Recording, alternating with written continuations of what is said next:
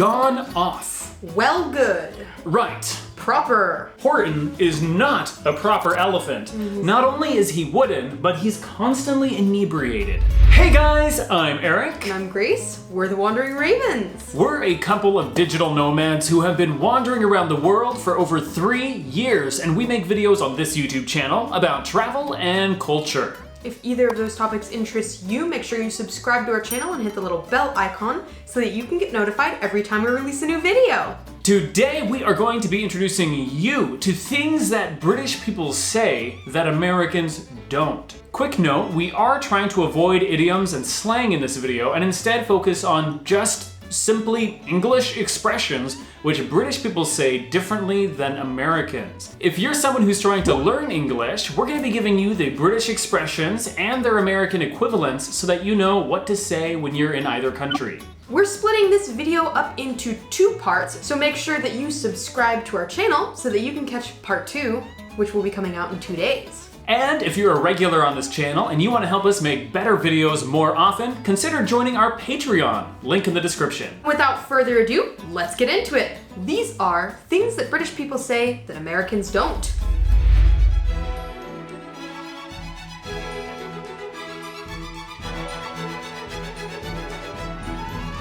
Gone off.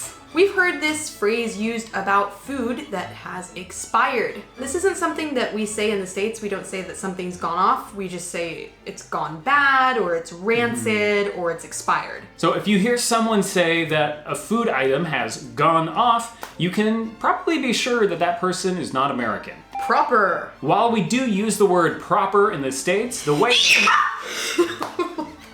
Oh my gosh. While we do use the word proper in the United States, the way we use it is a lot different than it's used in the UK. In the UK, you would use it in the sense of good or quality, as in my phone hasn't had a proper charge in days, meaning it hasn't been to 100% in days, or oh, that was a proper cup of coffee, meaning it's a really good cup of coffee.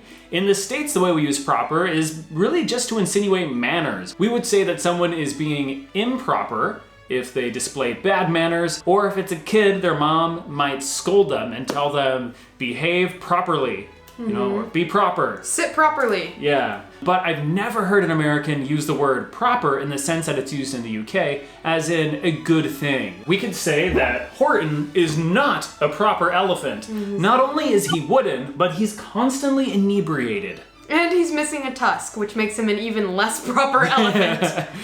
Going on about. What's he on about? In the UK, if you're going on about something, it means that you're excitedly talking or ranting or just going on and on and on in conversation about a specific topic. So I guess you could be happy and talking about your latest favorite movie, or you could be angry and you're ranting about politics. For example, after we had watched the Harry Potter franchise for the first time, which was an embarrassingly short while ago, we watched it as adults, Eric was always going on about Harry Potter. To everyone, all the time! The American equivalent of going on about something would be either rambling or ranting. If you're upset and you're talking at length about something that you loathe, you're gonna be ranting. But if you're talking about something that interests you, like me going on about Harry Potter, I would be rambling. On and on. Continuous talking without much pause. And the other person is probably either bored or frightened. Have a laugh or having a laugh. We're having a laugh. We're having a laugh. From what we understand, in the UK, having a laugh or to have a laugh is to insinuate that you're joking with someone. You're doing something just for fun. You're taking the piss, you're pulling their leg, you're taking the mickey, I think is another one, taking the mick. We don't use that in the States. No, definitely not. So we had started saying that, and then I realized that that is not something we grew up saying. So I think you used the phrase the other day about having a laugh, or we had a laugh together, or let's have a laugh together. And I realized that that had entered our vocabulary relatively recently. What would be the American equivalent for to have a laugh? Joke around? Just joking around, yeah. Yeah, joking around. We're joking around together. Oh, come on, man. We're just joking around. Yeah, I think that. What were you guys doing last night? Just some joking around. Right. This is one that has a number of different uses as far as we can tell. I've heard Brits use it as kind of a starter to a sentence where they're gathering their thoughts or deciding what action to take next, so they say right. A couple of other uses. We've noticed that right is used as a conversation filler, kind of as a synonym for or right, right. You know, it's you're thinking. And we've noticed it also be used when you're stating your opinion and kind of setting things straight. All right, so for example, there's a group of people talking and one person will say, right, here's what we're gonna do. And then everyone's like, all right, this person has stated their opinion, let's fall in line behind them. Cue, behind them. It's the foundation. Right is the foundation. Yeah, you're saying, right. And then you're saying, I have an opinion about this thing, listen up. Like Grace said, we've noticed that there's a lot of different uses to it, so there's probably a lot more that we haven't encountered yet. We do have the word right in the United States, but we don't use it this way. At least no one that we've ever heard uses it that way. We just use it like, turn right! Yeah, turn right now! right. Turn right now! No, turn left right now! Or, that's right, you're right, I'm right, in that way. Mr. Always Right. The American equivalent of the British term right would be okay or So? yeah. So. Maybe so. Yeah, so. Oh, like I just did. You're stating your opinion. So. Yeah, I think that is okay. a pretty accurate one, actually. If you were a Brit, please let us know how you use the word right, or if it is a word that is very often and common in your vocabulary. Yeah, what are some of the other uses for it that we didn't include here? Drop those down below. Well, good. How was the show last night? It was well good. Can you use this to reply to how are you? Like, how are you? I'm well, good, thanks. Probably, that makes sense. So in the States, we don't use this. If someone says, how was the movie? How are you? How's the food tasting? You wouldn't say, well, good. You just say, good, very good, so good. Super good, fantastic, phenomenal. Yeah. Fantabulous. Yeah, let's be realistic. Americans don't use the word good, they use the word awesome. SNOG. Do you want to snog later? Uh... What? Well, just the word. I hate the word. Oh, I thought you hated snogging. No, well, I hate that word so much. Oh gosh. This is a word that we heard for the first time when we were watching or reading Harry Potter, one or the other. Again, they both happened very recently. And since then, we've heard it repeated in many different contexts and many different mediums as we've been learning about the UK and visiting the UK. So basically, snog just means kissing, yeah? Mm-hmm. Or is it more passionate? Is it like making out? Or is it just kissing? The first time I heard it, I thought it was an innuendo for more... This is the only word in this whole list that I'm gonna hate on, but I really hate the word snog. It just sounds... We have a word in the US called snot. I'm not sure if you have that in the UK. But snot's what comes out of your nose when you have a cold. It's boogers. And so every time I hear someone say the word snog, I'm just like, all right, you're just sucking on someone's nose or something. Ew! So you don't want to snog later? Oh, no. We can make out, though.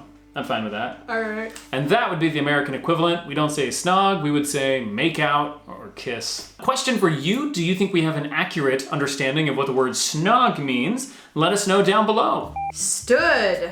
So in the UK, we've heard this used in sentences like, I was stood there for 10 minutes. He was stood there for an hour. She was stood there for X amount of time. I was stood in the queue for ages. That's definitely not how the word stood is used in the US. I mean, you could say, I stood in line for nearly an hour, but you would never say, I was stood. Whereas in the States, the equivalent of that would be saying I was standing. So I was standing in line for over an hour, or they were standing in queue for 20 minutes. To give someone a ring. In the UK, this just means that you're gonna call someone on the telephone. You're gonna give them a ring. So I'll just ring her later tonight, or ring me later tomorrow. I'm ringing my mom. If a girl in the States was to say, give me a ring, that would be a frustrated girlfriend speaking to her hesitant boyfriend. Whereas in the UK, if a girl says to a boy, give me a ring, that just means to call me at some point. Yes.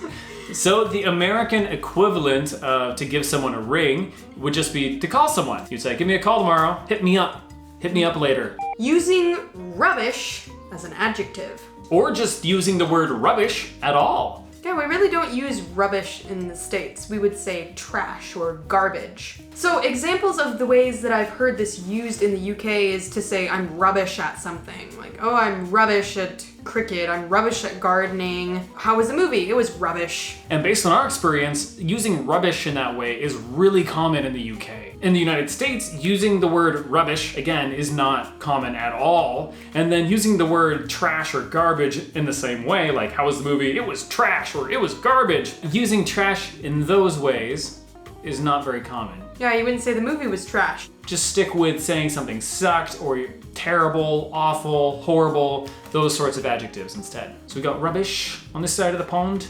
We've got sucky things on this side of the pond. Oh, I just realized I'm speaking with an accent. Don't do it! So I can't do that. No. Sorry.